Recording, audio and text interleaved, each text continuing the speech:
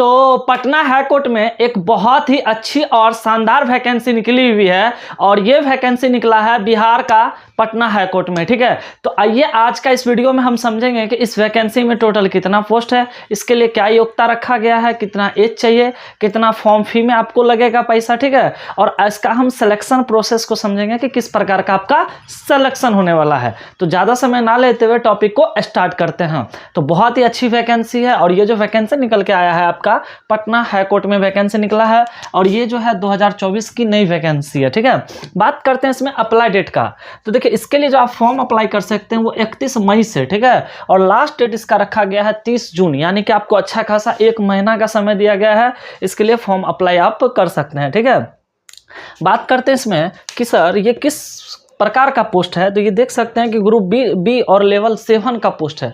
अगर लेवल 7 का पोस्ट है तो इसमें इनकम आपका बहुत ही अच्छा होने वाला है। ठीक है, और देख सकते हैं ग्रुप बी लेवल का, यानी कि ग्रुप बी पोस्ट है आपका और लेवल 7 इसका इनकम मिलेगा। तो अगर हम इसका इनकम की बात करें तो इन हैंड जो आपका शुरुआती पेमेंट मिलेगा वो 75,000 प्लस मिलेगा। ठीक है, और इसका जो मैक्सिमम इनकम है वो 1.5 लाख तक जा सकता है। तो इनकम तो इसका बहुत ही अच्छा आपका 75,000 प्लस मिलेगा। ठीक है, चलिए एज की अगर हम बात करते हैं तो एज जो है आपका 1/1/24 से काउंट किया जाएगा और इसमें जो रखा गया है 18 टू 37 वर्ष रखा गया है। ठीक है, यानी कि अगर EWS है और BC है या EWS है तो इसके लिए आपको जो है, ठीक है, 3 वर्ष का समय दिया जाएगा छूट, और फीमेल और SC ST को 5 वर्ष का छूट मिलेगा। आपको पता है कि कास्ट के अनुसार छूट दिया जाता है। ठीक है, तो एज तो वैसे 18 टू 37 वर्ष है, लेकिन आपको जो EWS हैं, ठीक है, और BC हैं और EBC हैं तो उसको 3 वर्ष का छूट मिलेगा, और जो फीमेल है SC ST है उसको 5 वर्ष का छूट मिलेगा। तो अगर इस अकॉर्डिंग देखें तो आपका जो है जो इस कैटेगरी में आते हैं यानी कि EWS BC EBC उसको 3 वर्ष का छूट मिलेगा, यानी कि मैक्सिमम 40 वर्ष हो गया, और SC ST सबको जो है और फीमेल को जो है अगर 5 जोड़िएगा तो मैक्सिमम 42 एज तक, यानी कि अगर हैं आप तो इस फॉर्म को फिलअप कर सकते हैं। अगर हम फ़ी की बात करें तो इसमें फ़ी थोड़ा सा अच्छा खासा लिया जाता है आपसे। ठीक है, तो जो जनरल हैं BC हैं EBC हैं या EWS हैं तो उससे 1100 रुपया लिया जाता है, और जो SC ST और PH हैं तो उनसे 550 रुपया फी लिया जाएगा। तो देखिए जब भी ये हाई कोर्ट में वैकेंसी आता है तो उसका फ़ी थोड़ा सा ज़्यादा रहता है। ठीक है, तो फ़ी के कारण तो बहुत ही कम ही स्टूडेंट इस फॉर्म को भरेंगे, क्योंकि बहुत सारे ऐसा होता है फॉर्म में कि बहुत ज़्यादा फ़ी रखने के कारण बहुत सारे स्टूडेंट फॉर्म नहीं भर पाते हैं। ठीक है, तो फ़ी देख सकते हैं इसका, ठीक है, 1100 550 है। ठीक है, चलिए बात करते हैं इसमें योग्यता का कि क्वालिफिकेशन क्या रखा गया है। तो इसके लिए जो क्वालिफिकेशन चाहिए स्नातक पास चाहिए। आप किसी भी स्ट्रीम से, यानी कि कोई भी, चाहे साइंस हो, आर्ट्स हो, कॉमर्स हो, अगर आप डिग्री यानी कि ऑनर्स अगर आपका क्लियर है तो इस फॉर्म को फिलअप कर सकते हैं। लेकिन याद रहना चाहिए कि आपका किसी एक विषय इंग्लिश से होना चाहिए। ठीक है, यानी कि स्नातक में आपका एक सब्जेक्ट, ठीक है, आपका क्या होना चाहिए, इंग्लिश होना चाहिए। अब बात करते हैं दूसरा नंबर, तो 6 मंथ का आपके पास कंप्यूटर कोर्स होना चाहिए। ठीक है, अगर आप ADCA किए हैं तो अच्छी बात है, नहीं तो कम से कम DCA 6 महीना का कोर्स होता है। तो 6 मंथ का आपके पास कंप्यूटर का डिग्री होना चाहिए, चाहे किसी भी फील्ड में क्यों ना हो, 6 मंथ का कंप्यूटर का डिग्री होना चाहिए आपके पास। ठीक है, और नेक्स्ट बात करते हैं इसमें, अगर आपके पास लॉ का डिग्री होगा तो इसमें थोड़ा सा ग्रेस मार्क आपको मिलेगा, अन्यथा नहीं भी है तो कोई दिक्कत नहीं है। बस ये दोनों डिग्री जो है आपका मेन है, कंपलसरी है। ठीक है, अब बात करते हैं इसका सिलेक्शन प्रोसेस का, सर किस प्रकार का इसका सिलेक्शन होगा, चयन होगा। ठीक है, तो देखिए इसका जो सिलेक्शन प्रोसेस है, सबसे पहले आपका रिटन एग्जाम होगा।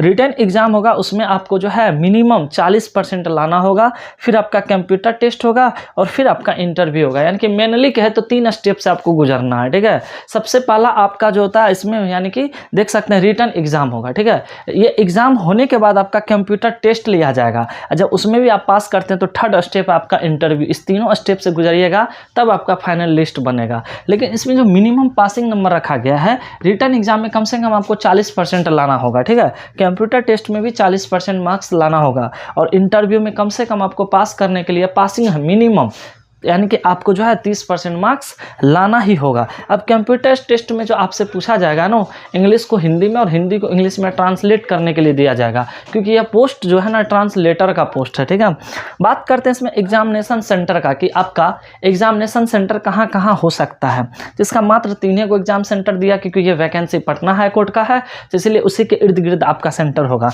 तो देख सकते हैं एक पटना है, हाजीपुर है और मुजफ्फरपुर है। तो आप अपने अनुसार इसका एग्जाम सेंटर ले सकते हैं, जिसका जिसका घर जहाँ पे नज़दीक पड़े या जो क्षेत्र नज़दीक पड़े, आपको जहाँ पे आसान हो उस जगह पे आप इसका एग्ज़ाम सेंटर चूज़ में दे सकते हैं फॉर्म भरते वक्त, ठीक है। जिसको इच्छा होगा पटना दीजिएगा, हाजीपुर दीजिएगा, बस 3 ही जगह आपका इसका एग्ज़ाम सेंटर होगा, ठीक है।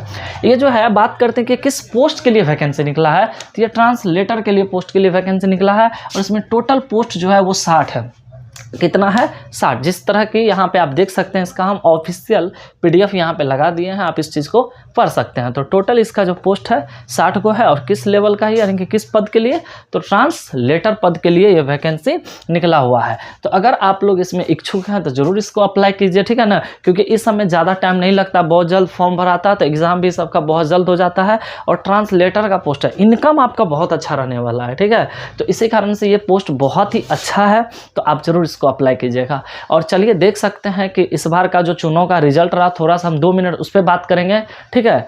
क्योंकि देखिए कहीं ना कहीं अब युवा क्या चाहता है, रोजगार चाहता है, और बिहार में सबसे ज़्यादा रोजगार का समस्या है। बहुत ऐसे स्टूडेंट हैं जो पढ़े लिखे हैं लेकिन वैकेंसी के अभाव के कारण जो है ना वो कुछ आगे नहीं कर पाते हैं, बहुत लंबा समय से इंतजार करता है वैकेंसी का, लेकिन वैकेंसी नहीं होता। सोचिए चुनाव कितना जल्दी हुआ, उसका रिजल्ट भी सब कुछ आ गया, लेकिन एग्जाम देख सकते हैं किस तरह से 4-4 साल 5-5 साल लटका को रखा जाता है।